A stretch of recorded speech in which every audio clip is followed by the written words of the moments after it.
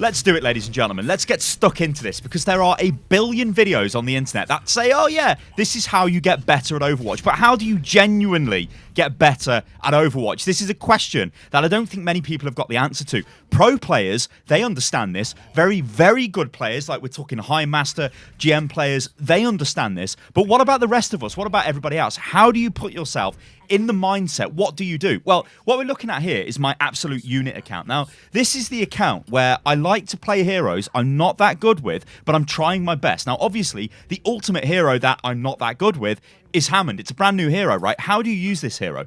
What are you going to do? So what is my plan? Well, you'll notice that the very first thing I'm going to do here is focus on my positioning, focus on my play, and use the hero in intelligent ways. And what I'm going to do in this video is explain what I'm doing. But also, I want you guys to record your own games, watch them back, and use this type of mentality that I'm going to show you in this video. Because I'm not going into this game thinking I'm going to throw or I'm going to play Hammond. Yeah, I'm playing Hammond because there was an opportunity to play Hammond, because it's a Hammond-friendly map. This is, ladies and gentlemen, a very, very good Hammond map because you can use the ceiling in a lot of places to grapple onto, and I'll show you. So what am I thinking, right? What is my plan here? Well, I can see the payload is moving. I know that if I grapple where I've just grappled, I can move pretty quick. You can see I kind of messed that up though, right? A better team probably would have got me. So when I'm looking at the notes I'm making here, it's like, okay, I need to get better at grappling underneath the car wash, right?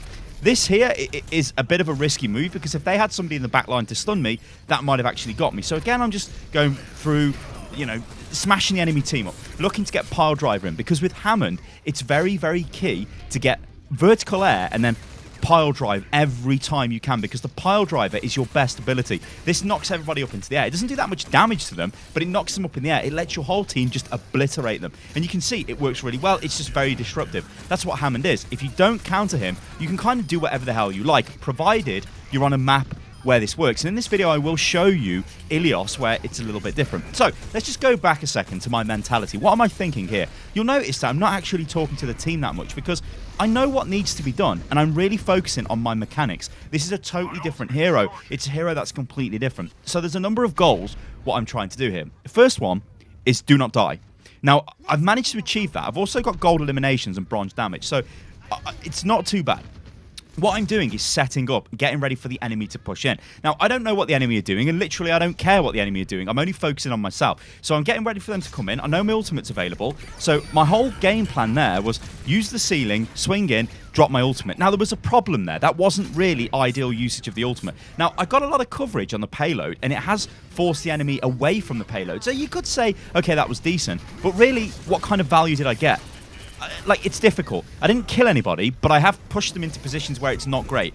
This here, I think, is a very nice use of mechanics, although I got there too slow. Well, Amacree kind of killed the Doomfist, but I realised Doomfist was in the back line, and I realised I could get there, and I tried to go in and counter the Doomfist, because if I get him in a pile driver, it's probably going to be enough for us to maybe kill him, or at least it's going to push him away. Because this is what Hammond is, right? Highly disruptive. Very survivable, but highly disruptive. So let's just go back to what I'm thinking here. What am I trying to do? What is the plan? So don't die. Engage the enemy as they engage us, because I don't really want to be out on my own. Get better with a grappling hook. Like you can see there, I tried to grapple. That wasn't great. So I now know that I need to sort this out. Like that, there isn't a very good place to grapple. What have I achieved here? All right, I've got into a cheeky position. Then I think, oh, actually, I can go forward because my cooldowns are available. I can use my shield, and that's great. One thing I did do there, which was a bit cheeky, is I dropped my ultimate. Now, the reason why I did that is I thought they were pushing quite heavily onto us, and I did get a kill with it. Maybe it was okay. I mean, with Hammond's ultimate, it's okay to kind of waste it sometimes, maybe. Or maybe this is me just trying to defend myself here, because you are going to get one pretty quick. But do remember, this is a Hammond-friendly map. That there was pure luck. That was complete luck. None of that was planned. I just knew the payload was moving, so I wanted to pile drive it, because I know it's got a big area of effect, and who's really going to stop me, right? Nobody on this enemy team is really going to stop me. What I'd be worried about is if they had a Sombra, then that would mean, okay, I need to swap. So I'm just kind of being cheeky, right? I'm getting used to rolling around with Hammond. I go back to my goals, though, so let's just reiterate them again. Do not die. Engage the enemy after they engage us. Get better with a grappling hook, right? That's what I'm trying to do. Now, as I get better with Hammond, I can start thinking less on the mechanics of the hero and more about providing information to the team. So you can see, look, I'm literally waiting. I'm waiting to go. that wasn't the best engage. The reason why I went in there is there was a call by the McCree saying that Farah's low. Now, Hammond is actually really good at taking out targets that are low health. You've got a hit scan weapon, and you can do considerable damage, really, to them. Well, not considerable damage, but you're good at finishing them off. Okay, so it's looking a little bit iffy here. They're kind of pushing onto the payload. I've almost got another ultimate. So you can see my very first move here is, right, let's get in there. Let's try and drop the ult. Let's regain control of the payload. And it's worked, right? So I'd say if I was to review what's just happened here, I was okay, but I really need to work on my grappling hook usage, right? And once I get that down, then maybe I can start thinking about communicating with the team. And of course, one of the enemy players leaves, which tends to happen a lot at this level, I've got to be honest. So let's go forward to Ilios. Now, this map, Lighthouse, maybe not the best Hammond map. Not as good as, let's say, Watchpoint Gibraltar, but is he still going to be viable here? Now, this is the first time I've played Hammond on this map. One big difference here that you're already noticing, because this again comes from me watching back that gameplay which I've just showed you guys and realizing mistakes that I've made.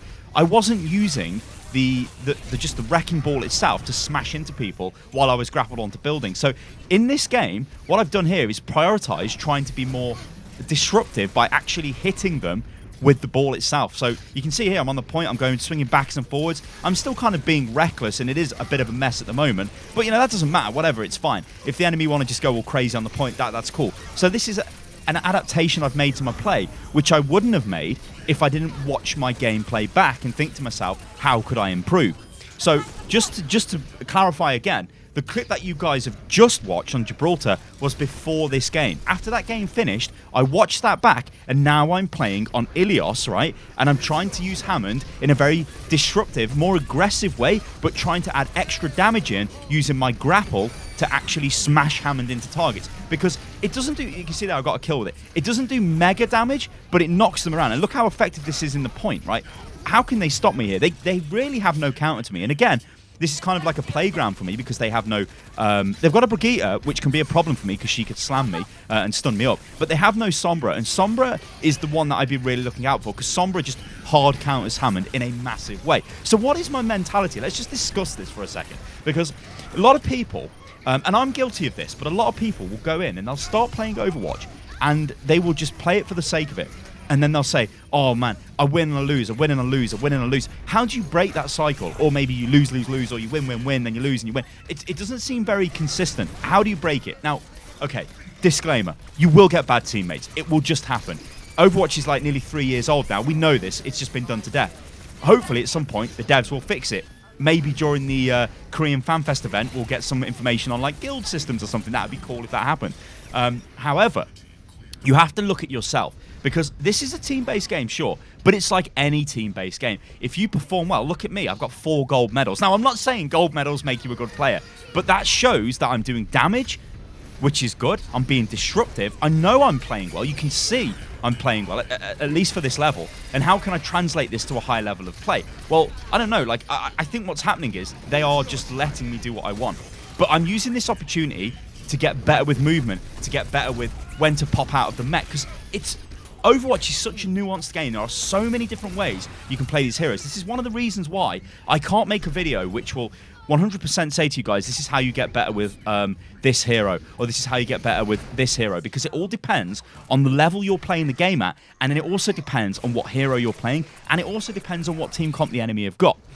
What I do want to say, though, as we jump forward to Ruins here, is at different tiers of the game, there are different considerations for you as a player. If you are bronze, silver, or gold, you do not have very good mechanical skill.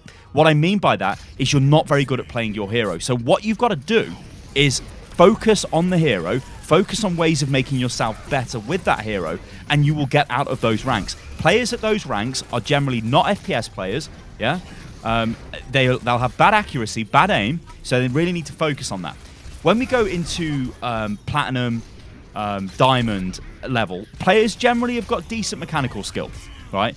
I'd say, you know, it could even rival high masters, or even maybe GM. But what they lack is game knowledge. Now, this is the difference with Overwatch and a lot of other games. I've spoke to people who are like, what is it, global bloody elite. Is it global elite? It's not bloody, but global elite or whatever it is in CSGO. But they can't get out of platinum, or they get stuck in diamond in Overwatch. They're like, what the hell, I'm a widow, I'm amazing, I've got great stats, blah, blah, blah. but they're not actually playing Overwatch. You see, this is the point where the game becomes Overwatch. You have to be a clever, cerebral player. You have to think, okay, how can I beat the enemy team? You can't just barrel roll into them and expect to win. I guess I'm doing that with Hammond here, but you have to be upping your game sense. And how do you do that, right? Well, there's no simple solution to that. You have to just play the game. But you have to play the game effective and not effective, but you have to play the game and get a good return out of it. If you're just smashing your head against the game, playing like game after game, going in, just blindly playing your hero, you know, why am I stuck in diamond? What's going on? That's because the enemy maybe beat you with counters. You know, maybe they've got a comp which just completely destroys your hero pick. Maybe you're a great Widow, but they're just jumping on you with a Hammond and a Winston and you're dying over and over again. So you shouldn't play that anymore. Maybe you should play a Sombra to shut the hamster down. That's the problem, right? That's where there's a massive, massive gap in skill with this game. So what I'm trying to do in this video is explain to you guys my thought process and how I would become a better player. Now, obviously with Hammond here, like I said, I mean, this is pretty cheeky there. That there is an example of game knowledge, right? So I knew she was going to set up there, so I'm waiting for her and then I kill her, right? You'll notice as well that I am trying to get better with my grappling hook locations. That's a very aggressive ultimate I've used there, but it's going to shut them down. Because how are they going to get through that to the point? Then I'm going to re-engage again with a pile driver. Now, you could argue there is actually some mechanical problems here. I should have went in, used the ultimate in the air, then pile drive them in the ground, because that would have knocked them up in the air, and then the ultimate would have detonated all over them. That might have got me kills, rather than going back in for the re-engage. So this is where you start to analyze your own play. So what you've got to think, guys, is if you're a Reinhardt player, a Genji player, whatever, I want you to record your footage. Now, it's very easy to record your footage. If you're on consoles, you can just use the console recording facility. If you're on PC, you could use Shadowplay if you've got an NVIDIA card. I think the ATI cards or the AMD cards have got that shows my age, ATI. They've got a similar system as well. If not, there's programs like Fraps, the Xtori, OBS you could use just to record your game. Record yourself playing a game. It doesn't matter if you win, it doesn't matter if you lose, watch it back, and you will be a better player. Because you'll think to yourself, why the hell am I doing this? Like, I think to myself, what the hell am I doing? Let's just watch this play out now, and let's look for the moments where I think to myself, or I'm about to say it now, what the hell am I doing, right? So Lucio jumps into the point. I'm trying to do damage to Lucio. I'm like trying to fight the Genji. Now I'm just sort of swinging around, like, what am I doing here? Oh, I kind of caught the Genji with that. It's not bad. I use my ultimate because I'm panicking, and then I'm rolling around like, I'm not really doing anything. I'm trying to find a target. Okay, let's try and take the Rhine out. Like, we're sort of losing the fight in the point here. I went into a ball, I came out of a ball, going to pile drive the point, didn't get anyone. So you can see there's a lot of mistakes here that I'm making, then I die. So arguably that was pretty bad play, right? That could have cost us the point. Now luckily, spoilers, our team are decent, so they do manage to cap the point. But there are probably things I could have done much better there. I could have played it maybe more simple. I could have waited for the enemy team to get onto the point, then engaged, instead of rolling around on the point all aimlessly, not really achieving anything, and hoping that I kind of do something. I don't know. But as you can see, my team managed to save the day. So there you go, ladies and gentlemen. This is, it's not simple to get to get better at Overwatch. It is a learning gradual process, but you've got to change the way you think. Do not think like, oh my God, that my team is so bad or whatever. Think about improving yourself as a player. Think about things you can do to make yourself better. And without a replay system, and maybe one day we get a replay system, hello Blizzard, the only way to do that is by recording your play and watching it back. Ladies and gentlemen, I've been Stylosa, and I hope you enjoyed the video. If you did, I'll catch you a lovely lot on the next one. Toodaloo.